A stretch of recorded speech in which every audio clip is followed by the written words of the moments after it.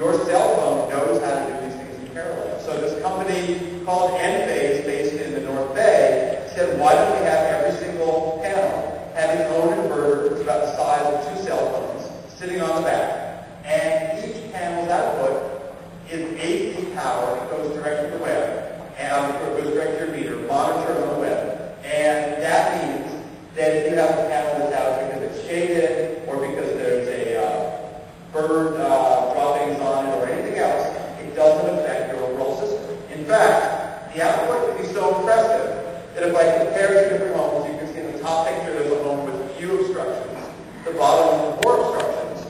What you see is by replacing that old 1950s style with these microinverters in the back of each panel, in the top case they're getting 10% more power out, and in the bottom case 30% for the same cost of hardware.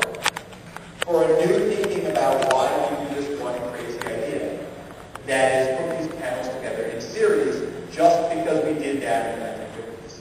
So, this kind of innovation should hopefully say we can dramatically change the world of technology like solar, and it's new, innovative ideas, not just having been a 20 or 30-year veteran of the energy field that's important to make a difference.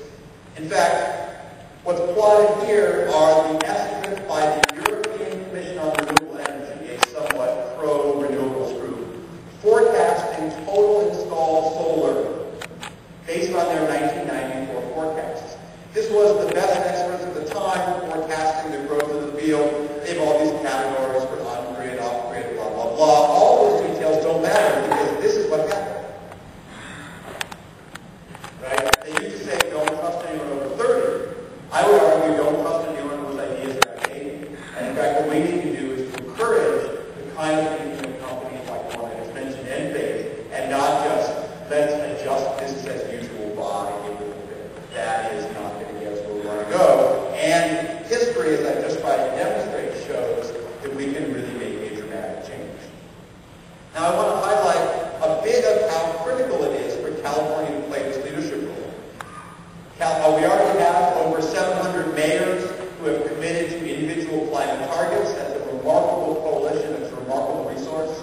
The Obama administration is already in dialogue with all of the governors, a large range of mayors, in terms of how to have them go green, use the stimulus package to effectively work there. And we in California, as we heard Will and Linda mention, are involved in not just some sectoral programs, but a carbon market that will link not only the western states, but a number of provinces of Canada. And so the dark green are the places that are participants, the lighter green are the observers.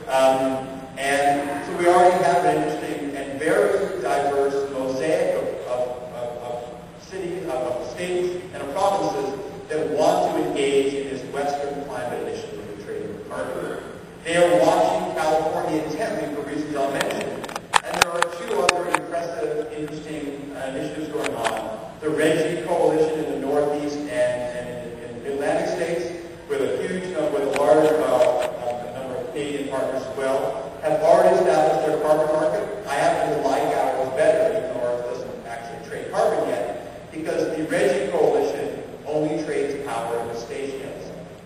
And to really get innovation going, I want to see a bubble drawn over the whole economy where we find we can reduce carbon emissions from our goods and services and how we use water and all kinds of things. But having these 2 examples is very important. And the Midwest is doing similarly. And that's a very important combination. We now have 3 quite dramatic markets for carbon either in place or evolving, all of which are essentially looking at what goes on in California as how can they really move this process forward. I don't want to forget the fairly large and impressive sets of industry collaborations. There's one group called US CAP, as many of you interacted with, part of our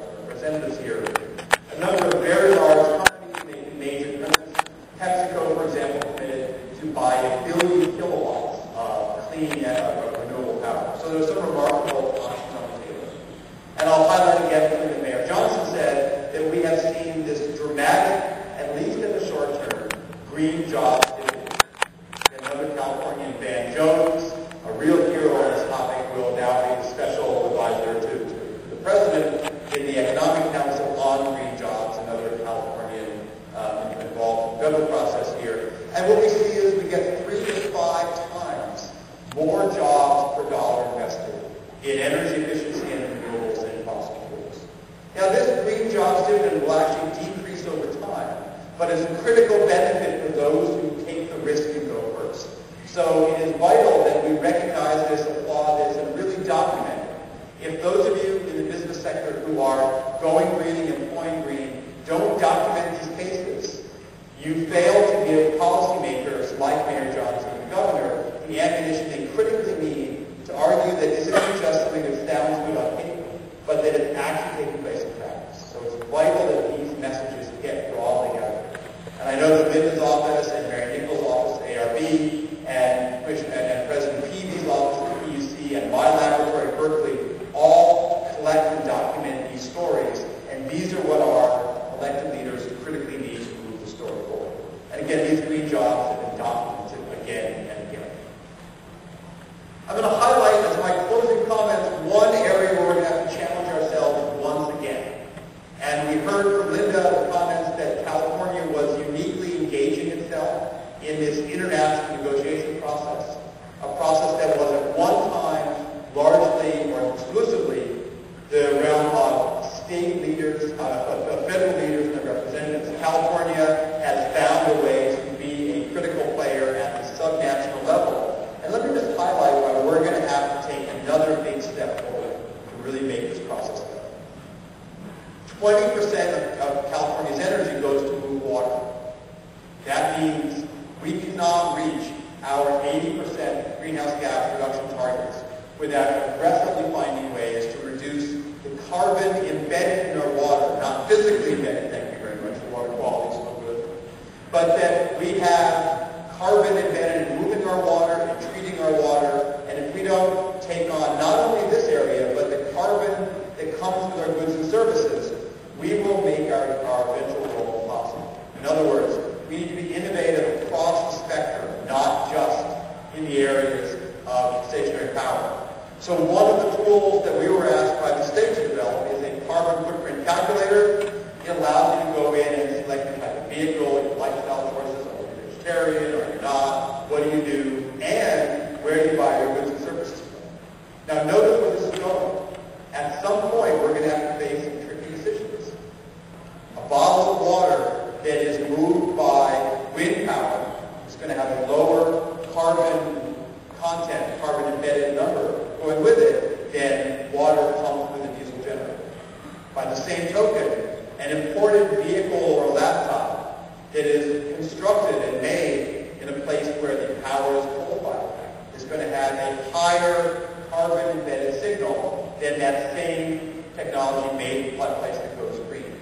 Now notice, that is yet another benefit of being a leader in this area, because a number of European countries and Australia are all working on the same sort of carbon labeling. This carbon calculator here is one that's available for all individuals.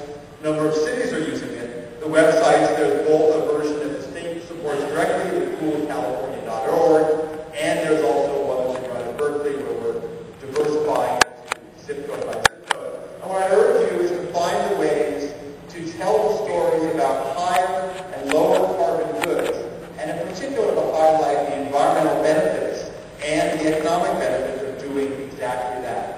It's that mix of stories that we can't move on to the next series of innovations in the policy world unless we have those stories and those data. And while the economic message so far is grim, as we've heard economy-wide, the growth that has continued in the green tech and efficiency sector is one of the few bright spots in this story.